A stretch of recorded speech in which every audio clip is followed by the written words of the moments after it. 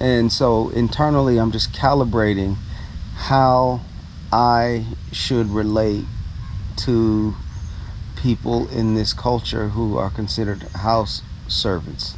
That's $180 for one student for a whole year. And so I want to help support several of those students. We are in Zanzibar, and we're going to the supermarket, but we have to take a taxi. And anytime we leave or try to get around in Africa, it's always an interesting undertaking, especially when there's no Uber around. So we'll see how this goes. Mambo! Hello. King, what's up?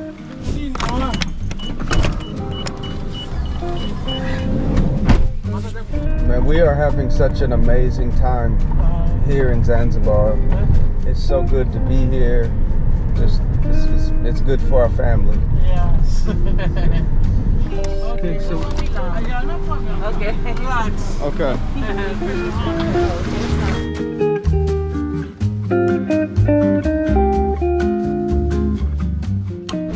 This is the biggest chocolate bar I've ever seen. So I'm sitting out here. I'm laying out here in beautiful Zanzibar. Man, this place is just gorgeous. Let me just show you the view that I get to see every day while we're here.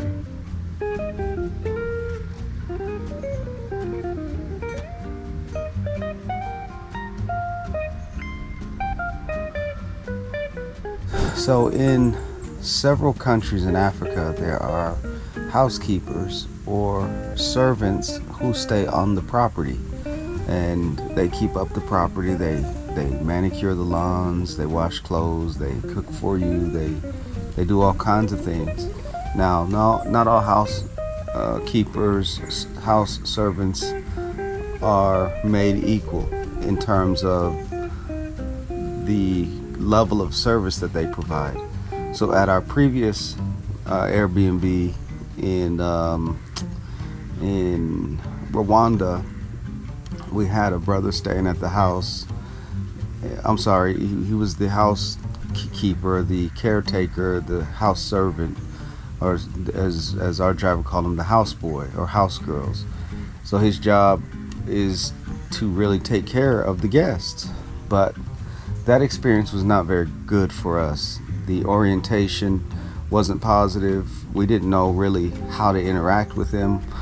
There was a language barrier, but you know, when we got there, he seemed like he had an attitude. Didn't seem very, like, he didn't take the initiative to really tell us what he does or what he's willing to do or how he can help us. My point is, we were uncomfortable having a houseboy or a house servant in our space, right? Like, we're not, you know, we were kind to this guy, but we were just struggling internally with how do we relate to him. I don't want to do anything that would make him feel disrespected. I don't want to ask him to do anything if he doesn't seem like he even wants to do it. So it was really awkward for us, especially with his temperament. His temperament was not very, it didn't seem very accommodating. When right next to the Airbnb we were staying at, there was a mini mart / bar / restaurant. And the first night we were there, we heard that they served chicken. So we went and ordered some chicken takeout, and they, you know, made the chicken for us. And about an hour later, we went to go pick it up, and it was really, really good. So the next night we said, well, let's do it again. We went over and ordered the chicken, but on the way out, the security guard said, oh, we'll just call, I won't say his name, we'll just call the house, the caretaker's number, and he'll just come get it for you and bring it back to you. I said, he does that? He says, yeah, we'll just call him. I went back to the caretaker and I said, we just ordered chicken next door, but we didn't pay yet. Can I give you the money to go pick it up? They said they would, it would be ready in 45 minutes. I said, is that okay? Can you do that for us? He says, yeah, no problem. 40 minutes? Yeah, no problem. I said, excellent. So I handed him the money, and I put a nice little something on top of it as a tip for him to just express our appreciation. And it was real cordial, but about an hour and 20 minutes later, the food had still not been picked up or brought over to us. And so I'm like, well, maybe they take, at about an hour, I'm like, maybe they take a little longer, but, whatever, to prepare the meal, no problem. But about an hour and 15, 20 minutes later, I think it was an hour and 20, almost more than that, I walked back to his quarters behind the house, in his house, and knocked on the door. He's not there. I'm like, oh, maybe he's picking up the food. So I go back into the house and wait about 15 more minutes, and he's still not there. So then I'm like, I'm going over there, and I'm just gonna go pick up our food, or maybe he's over there. We get over there and to the restaurant to pick up the food, and the girls are walking around with our food in brown paper bags. They were saying that they were looking for us and they were about to bring it to us. I asked, well, where's the caretaker? Because I gave him the money. Have you guys seen him? And someone said he was over there, yada, yada, yada. This dude, they hand us the food, and the caretaker comes walking out from behind the building of the store. It's this dark little hallway, alleyway behind the building. I don't know what he's doing back there. I don't know how long he's been back there, but he's back behind the building in the dark.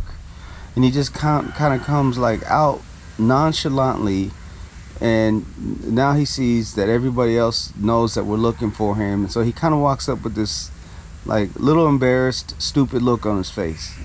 Well, I said to the cashier, I said, this guy has the money, right? The caretaker has the money. He hands her the money. We just kind of walk off. And it's like, we're frustrated by now. I'm like, we don't understand what's going on.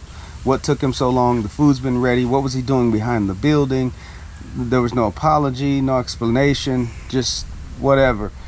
So we take our food back into the house to eat it. And the food isn't even all that great this night. For whatever reason, they didn't give us what we ordered. Well, that night, he locked the back door so we couldn't get out of the house from the back of the house. At the back of the house, we were unable to get out.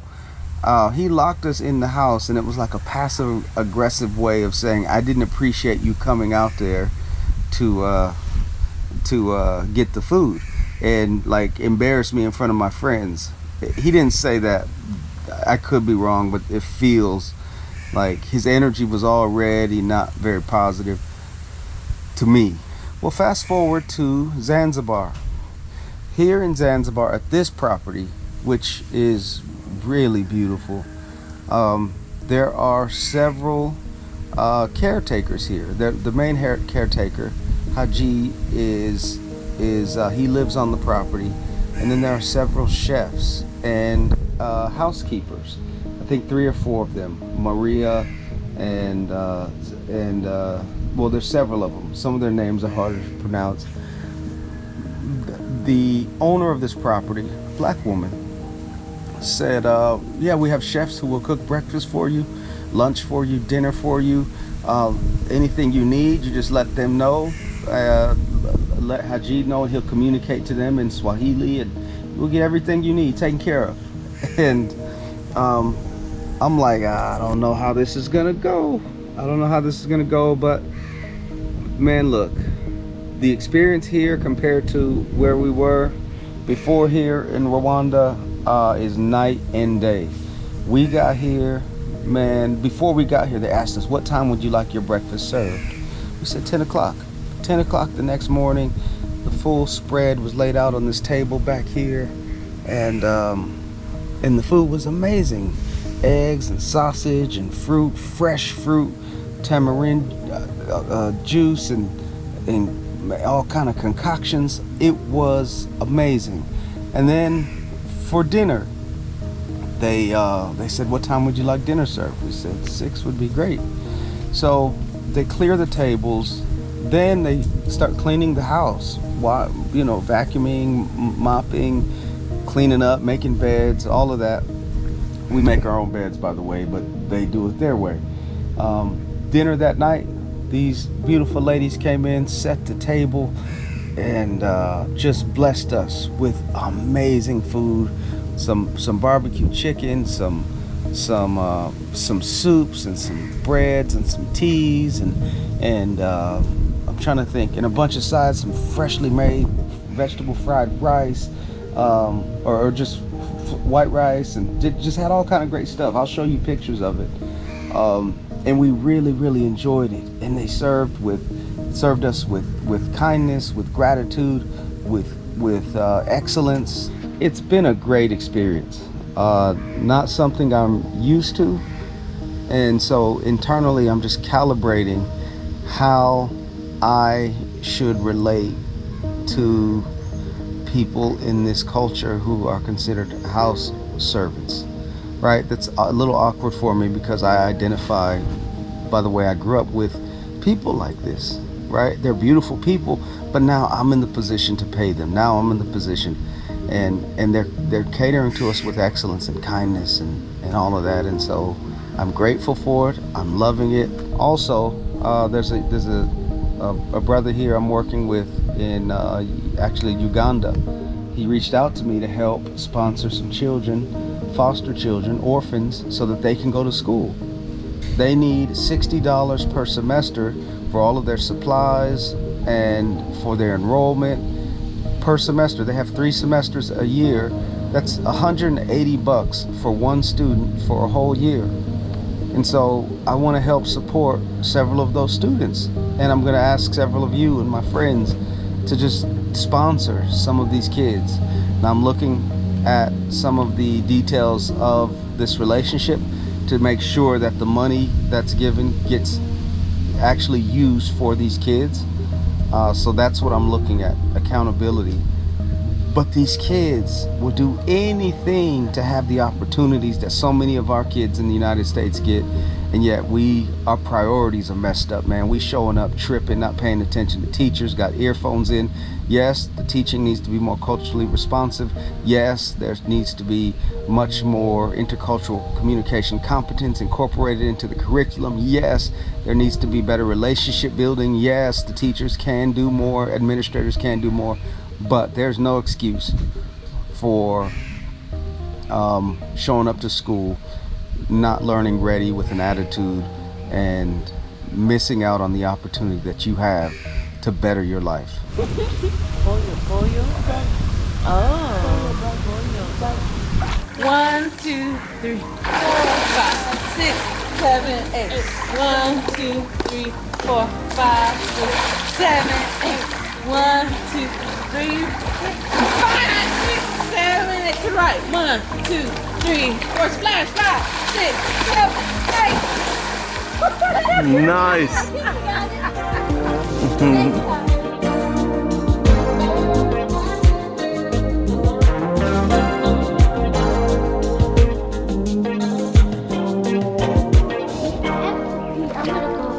Alice, you're beautiful.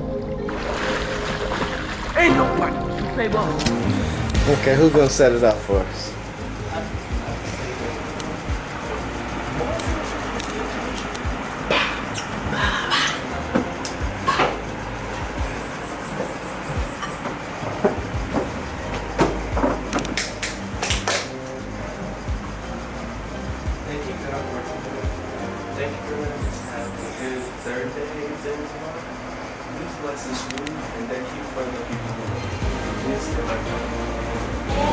Hey man, that looks bussin'. You know how I feel about fish. So I think you should try it though, Manuel. She said they're in season.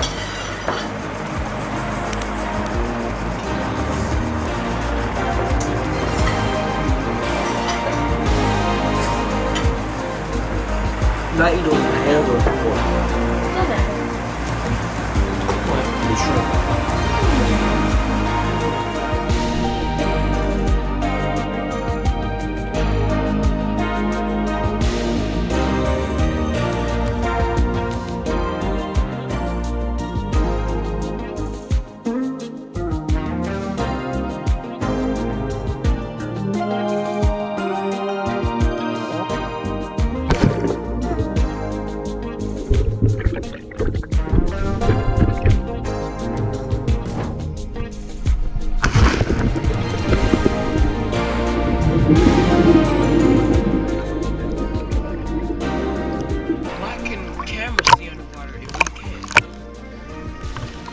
That's the question of the day. Maybe because they're electronic glass. All right, so we're bringing this beautiful day to an end here in Zanzibar. Today we just ate breakfast. Alice and I went to the market and got some groceries, and they had a nice little market here. And then we came back here, swam a little bit, and ate dinner and just chilled. It is the day before our 20th anniversary, our wedding anniversary, and it's a blessing to be here, to have made it this far with my beautiful wife. And tomorrow I'm looking forward to just celebrating with her and with my children here in Zanzibar. Don't have a lot planned really, because we're in Zanzibar and this trip is just part of our celebration. And so we're just gonna make the most of it. I'm thinking about just these last 20 years and all we've done together, the obstacles we've overcome, the battles we've fought and won together, the things that have helped us grow in so many ways, not the least of which is our children, raising children together, growing a business together, managing a business, running a business together. You know, just it's been a wonderful, challenging, beautiful journey. And so tonight I'm just gonna go hang out with the family, and we're gonna maybe watch a movie or something. But I'm ending this day's vlog, and I just thank you for rolling with us. Thank you for watching, and I'll check in with you later. All right, I'm out.